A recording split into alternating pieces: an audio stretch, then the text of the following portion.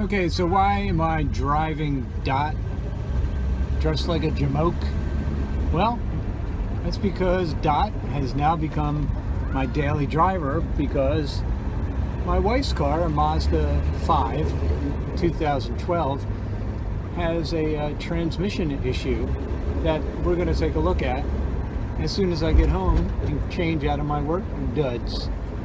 So let's shift gears and go from old to new and see if I can fix this Mazda 5 and stop using my 66 Dart as my daily driver, even though it's a lot of fun driving it around. Alright, we'll be back. Stay tuned.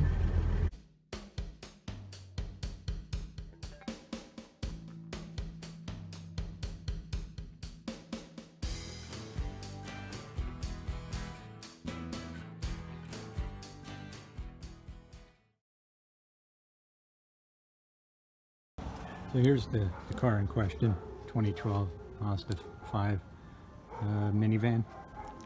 Zoom, zoom. Except when it doesn't zoom, zoom. All right, let's see what's going on here. My wife has been telling me that actually the codes haven't been flipping up for her, but then as she drives, they do start. So let's see what happens. All right, well, we still had the code there for a bit. Check engine light on. It's in park. Let's see if we can get it to go into gear.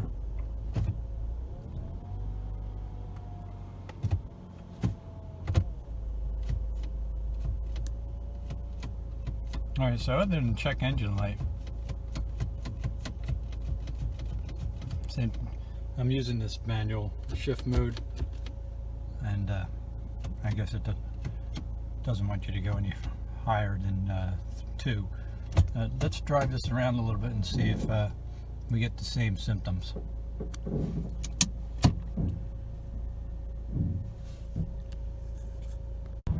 Alright, so far so good. Car is shifting normally, which is kind of good news. It really indicates that there's really nothing wrong with the transmission. And I think what is going to happen eventually is when this TCU, Transmission Control Unit, heats up a little bit, that we'll get those same symptoms. So I'm staying local and just kind of driving around the block, and we'll see what happens. The check engine light code, I was told, was a random misfire code, and I guess that can happen when this transmission control unit goes to, I guess the car is not running properly, so it might throw a random code. So far so good. I'm just going to keep recording. I'll probably edit this out.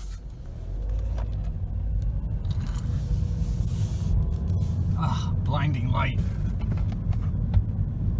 Okay, so that was anticlimactic. I never actually got it to throw that AT code, but it's happened 2 times already, so I'm not going to take any chances. It's going to change out the TCU unit. So hold fast and let's get into this.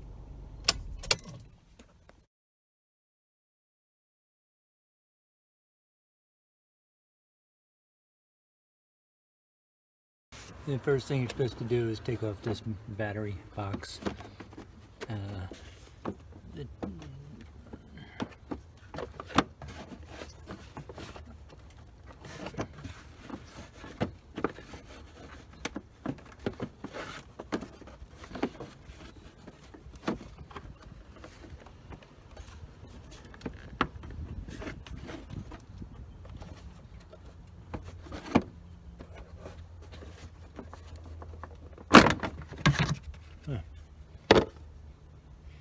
I'm gonna take off the battery.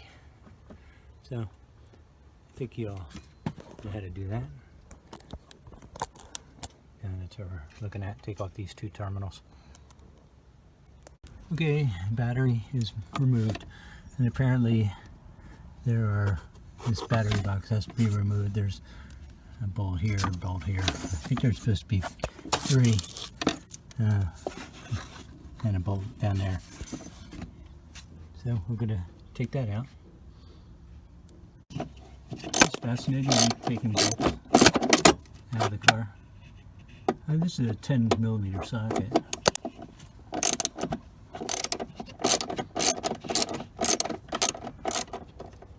Alright, next off is to take off this cover, and it just, nothing holds that on except some clips, and then you have to remove these two connectors,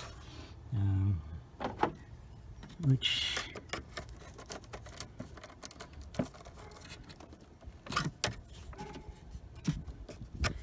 kind of pry out of the way somehow.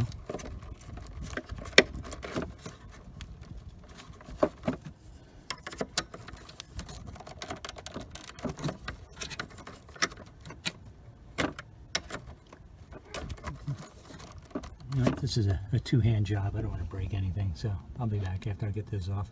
Okay, those are off.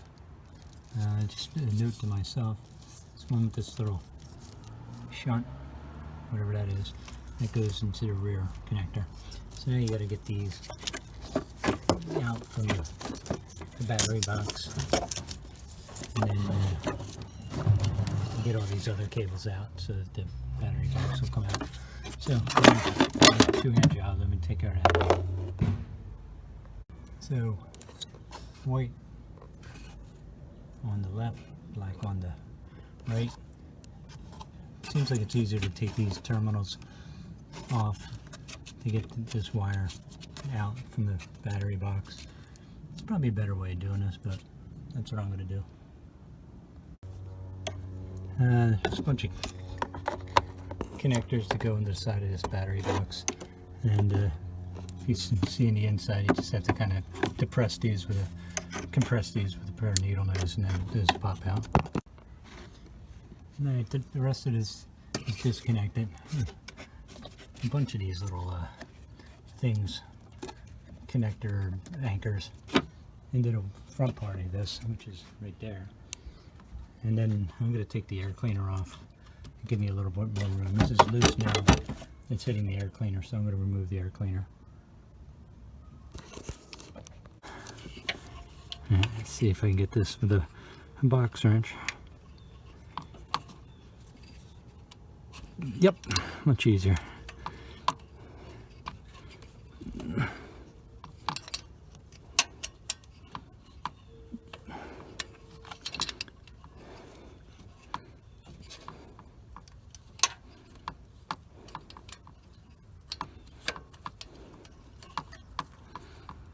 And somebody was saying in one of the videos that you can mount this thing off the transmission. Yeah, that the heat actually is one of the things that leads to the deterioration of the components inside it. There's some hack that I saw on one of the YouTube channels I referred to when I was looking at this. And I'll also link, if I can find it, I'll link the one that I watched that was real helpful. The kid kind of guides you through everything a lot better than I can, but this is my version, and you get to deal with my sparkling personality. Well, at least get to deal with my personality. Sparkling, maybe a different adjective than you're thinking of.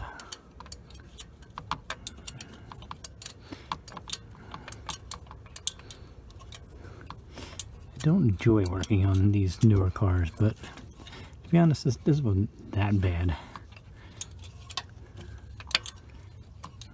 And I gotta admit, they're very dependable cars.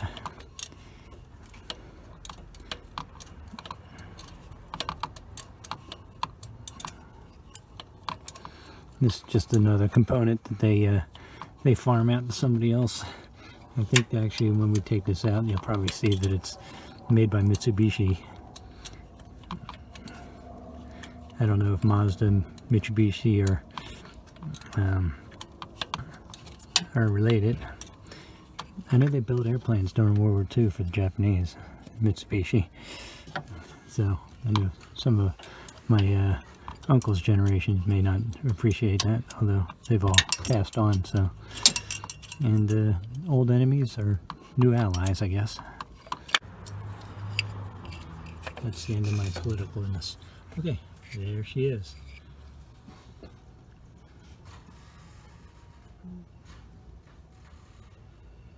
Yep, Mitsubishi Electronics Corp. So this is supposedly what's bad. Alright, I'm going to put my bolts back where they came from. That way I will not lose them. This car is now officially out of commission.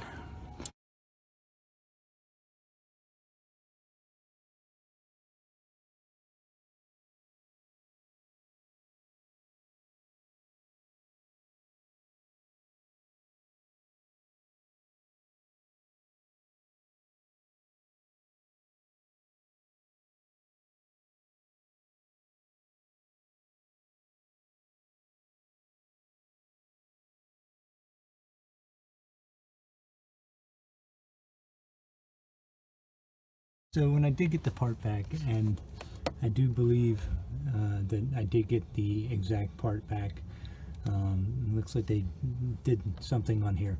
And you may notice now that this is moved up on the firewall and is actually tied to the brake lines. And the reason for that is they also said in the instructions, when I got the TCU unit back from this company called Upfix, and I'll post a link to them, because so far so good, it seems to be working. But they said that when it's installed beneath this battery box and then on top of the transmission itself, that it generates a lot of heat, and they say that causes a failure. So in the instructions that they sent back, they said that you should mount it up on the firewall, gets better airflow. And I did do that. So it's up here now instead of being on top of the transmission. Just kind of reversed the order of putting everything back together, the battery box and the battery and all the connecting cables. It was pretty easy to do, and I think saved me probably about $1,000. So that's the end of this. It's been about a week since I installed the TCU. We've gone on a couple long trips and haven't had any problems. So I guess this is a win. So if you do have a Mazda 5, a Mazda 3, and you have that same error codes that I got, which I'll put in the description, this is a pretty easy fix, and Upfix, the company that did this, seems to have done a good job. So that's the end of this video, and we'll move back to the Dart. Thanks for watching.